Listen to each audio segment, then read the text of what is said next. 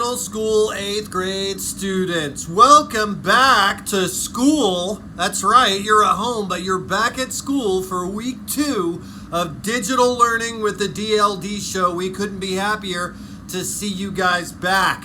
We continue our study of government this week. You did a great job week 1. We really were impressed by the quality of the responses. We were impressed with many of those quiz grades out there. Some of you guys with the quiz, you gotta make sure you're looking at the PowerPoints. You've got to make sure you're watching the show. You gotta do the stuff. From memory only is not going to equate success. You need to stay with us in this learning process. Now, today, on the DLD Show, promises are going to be kept because we've got a little bit of a change this week in how we're going to do the postings. You're not going to do the activity feed post. It's going to be a discussion board. And we have a special guest who's been dying to say hello to you guys. He misses you guys so much. The Teacher of the Year, Tommy Edwards. That's right, Mr. Edwards is here to talk to you guys a little bit more about those discussions and the feedback that you're going to give each other. Take it away, Mr. Edwards. And I just want to come to you guys and say happy Monday. Just want to let you guys know that I extremely miss you to the moon and back. It has been a while since I've seen your amazing smiling faces, and you have been missed. But with that being said, this is our new norm, so we have to continue on with the learning. Last week, we did our first week of DLD, which is incredible. A lot of you guys did a great job of getting the information in, turning in your $1 million questions. You did a great job of making sure that you took the notes, and a lot of you guys did a great job on the quiz. I said a lot. That means not everybody. So some of you guys have not been responsible enough to take care of your business. So if you have not, please make sure that you guys take care of that as we move forward. Grades are starting to be posted. So definitely make sure that you do that. And we just want everybody to be successful as we move on, and we don't want anybody to fall behind. So be very mindful of that. So second week, we want to change it up a little bit. So we want to start having you guys have more feedback for each other. The $1 million questions that we'll start doing now, we'll try to put them on what are called discussion posts. I know a lot of you guys have done discussion posts already, which is great, so you understand the format. For those people who have not done them, I will walk you through the format to make sure that you got it. All right? Here we go. Let's take a moment and look. All right, so we're taking a moment. We're looking at a screen. This is your teacher's landing page. All right, I mirrored one of my students, so his name is on here, so you see it. So when you go to your teacher's landing page, you will go to, you will go to activities. You would click on activities when you're looking for the discussion post, and then it'll say discussion. You would click on discussion. When you click on discussion, it's going to take you to the site.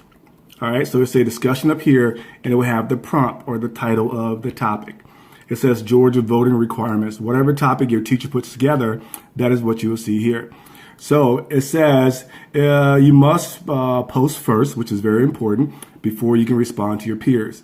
It says, please read the article and respond to the prompt. After posting, please reply to 2 of your peers. The previous one that I put up before was, do you believe that 16-year-olds should be allowed to vote in Georgia's elections? Why or why not?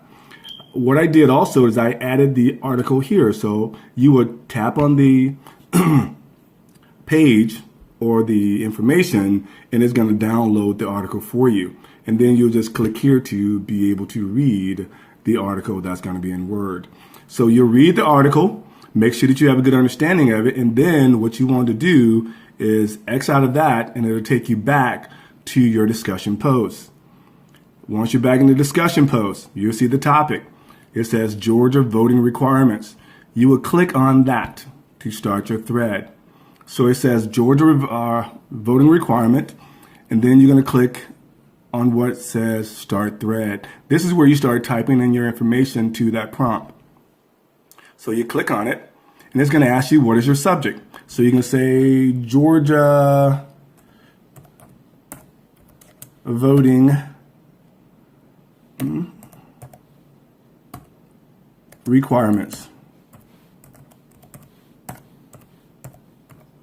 All right. And then also try to put your name in here as well. All right. So Mr. Edwards, so your peers will be able to see your response. So that's how you title it. G, proper noun, of course. Then we're going to go and start typing away. What do you want to say here? All right. So once you've typed in your response to that prompt, yes, I think 16-year-olds should be able to vote, whatever you feel is appropriate, then you're going to scroll down. All right. You're going to scroll down to the bottom. Hold on a second. The computer always has a couple of difficulties, but we'll make our way through it. There we go. And then you're going to go to post. So after you put your topic here, put your topic as well as your name, then you're going to make sure you type in your response, and then you're going to click post. So once you post it, then you'll be able to see all of your peers' response to it. So your topic, your name is here, and then you'll see all of your peers once they start leaving their posts. Then what you'll do, you'll read your peers' response. Levin thinks that 16-year-olds should be able to vote. I agree with that.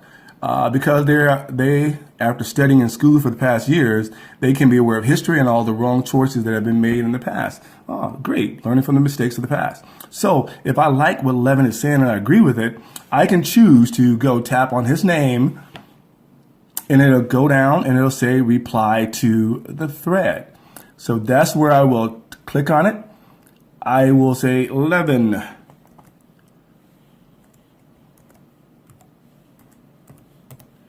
Great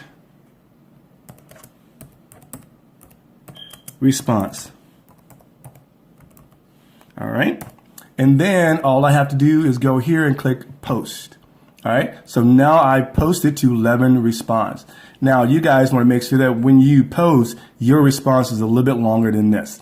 All right. So be very mindful. It's a lot to do and a little time to do it in, but you want to be very thorough with your response and be very mindful that these are opinions. So there's no right or wrong answer to it. So just in case a person doesn't agree with you, once again, you can give your opinion. We will not go back and forth with arguing with people about how they feel about a various topic. We want you guys to be amazing 8th grade students. Please show kindness and please show responsibility when you're doing your prompts. I hope I made it very clear for you how to walk through the discussion post. We're going to turn around a little bit more so you can see me again. All right. Once again, it has been a pleasure seeing you guys and talking to you guys, and I do look forward to seeing you soon, okay? So with that being said, be safe, do the things that are necessary, give yourself the distance that is needed, listen to what the governor is saying, school officials are saying, what your parents are saying. I know you want to see your friends. The sooner we're able to listen to them and follow those instructions, the sooner we'll be able to get together. All right. Once again, this is Mr. Edwards. Massively missing you guys, but I know you're going to do the right thing. All right. Be blessed. Bye. Many thanks to Mr. Edwards for appearing here today. And like he said, you know, he really does miss you guys. He can't wait to be able to see you guys again. And he's very interested in all of you performing and doing well. Okay. This is important. This is real school, like I said before. And we really appreciate and are impressed by those of you that just jumped into this in a streamlined way and gave it your best. Good job. Now, our content for the week. We're going to start here today. Just one concept to really discuss, and only $1 million question this week. And you'll see behind me is the money bin. That's right. I'm here in front of Scrooge McDuck's money bin because we're going to be talking about state revenue. Okay, sources of money that the government gets to use to spend on things, and how the legislature decides what to spend money on, how the state budget gets created. And so you can open that PowerPoint. There's just one PowerPoint this week. One of the early slides, it talks about some key vocabulary: revenue, grant, federal, appropriation bill. Make sure you review those, okay? Know what those things are, just to at least refresh your memory before we start. So it takes a lot of money, okay, to be able to run the state of Georgia. It's expensive to do everything that the government has to do within the course of a year. It takes millions and millions and millions of dollars. And this part of the lesson today is, where does Georgia get their money from to spend on all of these wonderful government expenditures, the programs, the things that need to be done. There's 4 sources, okay? That's what you got to know, 4 sources. Source number 1, look in the PowerPoint, sales tax. Some people call it a consumption tax because you pay it when you consume something, okay? So a sales tax, everybody pays, you pay it, okay? Anyone who buys anything anywhere pays sales tax. So that's one major way. The second way is with federal grants. The federal government distributes money to states for certain programs and for certain activities. And so that's one big way that we get some of the money for our state budget is through grants. And that was one of those words, grants meaning just, it's basically like free money, just like gift money. And so that's the second way, is with federal grants. Third way, I'm sad about the third way, income tax. They're going to tax the income and earnings of every single person in Georgia that works and every business in Georgia. So depending on what that tax rate is, that's why you hear adults talking about their tax rate a lot. Because if it goes up, that means our check is smaller. But if it goes down, then our check is larger. The fourth way that the state of Georgia gets the revenue that it needs, the income in order to be able to pay for everything that it does in the course of a year, is through property tax. And you'll hear your parents, if you're homeowners, you'll hear your parents talking about the property tax rate, because it can be a lot of money. And basically, you just pay taxes based on the value of your home. So if your home's value goes up, your property tax can go up. It generally seems to go up. Now, here's the thing about property tax, and it's tied into the $1 million discussion question today, okay? Property tax, as indicated in the PowerPoint, education, a lot of education, like my salary, gets paid through the property taxes. How, the money that schools get is directly related to the property taxes.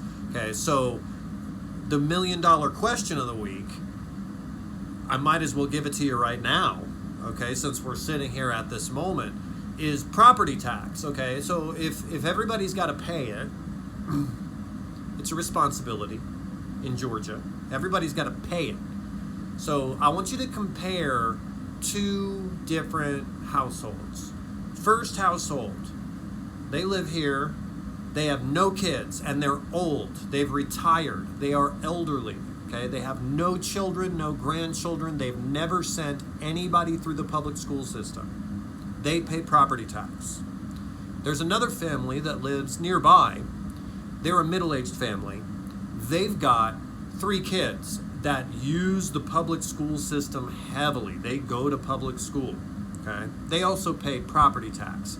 The $1 million question is, does the elderly couple, should they have to pay the same amount of property tax as the middle-aged couple? Or should it be different? Okay? Should their property tax responsibility be different because they don't have any children in school? So what you have to do on the discussion board, make first your thread, start your thread, and then people will reply to your thread. Now, once you've started a thread, it will allow you to reply. So you need to start a thread and answer with your opinion, and then comment on 2 other people's comments. Okay, so that's the $1 million question for the week, and that's all that it is. All right, so moving on, how do we decide how to spend money now? Okay, we talked about getting the money, but now how do we decide what to spend it on? Okay, so we have a budget. You'll see it in the PowerPoint. Okay, the Georgia State Constitution requires that we have an annual budget that is balanced every single year. Okay, that's just based. The budget is just like for a household, or your budget, or the school's budget. How much money do you have, and how much are you going to spend on each specific thing? Okay, so the budget in the state, and you'll see a little in the PowerPoint. There's a little pie chart there. It details which state agencies get money, which local agencies get money, the budget. Okay, now but all these the new bills that write new laws that spend money.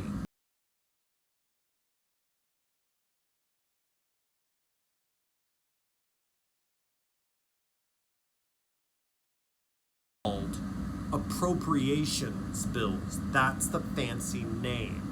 Okay, so if a bill is about like a new law that's going to cost money, then we're gonna call it an appropriations bill, and you'll see that in the PowerPoint there. Okay, that's an important distinction, something you should know. It's important if a new law, if a bill that's going to be a law needs money, the Georgia taxpayer money. If it does, then that is an appropriations bill. Okay, so that's something for you to remember. Hey guys, that's Monday. Easy peasy, okay? Easy. Go on to that $1 million discussion question now and let me know, let Mr. Edwards know, Mr. Parr, Miss Polycarp know.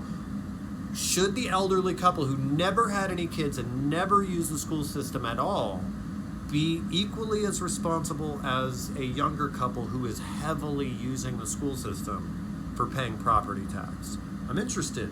And then comment on each other. Keep it respectful. Keep it fun. Keep it pleasant. Hey, it's the DLD Show. And if the rumor mill has it right, we might have a special celebrity endorsement of this show, a legitimate celebrity by the end of the week. Who knows? Sky's the limit with me and you and the money bin on the DLD Show. I'll catch you guys on the intraweb.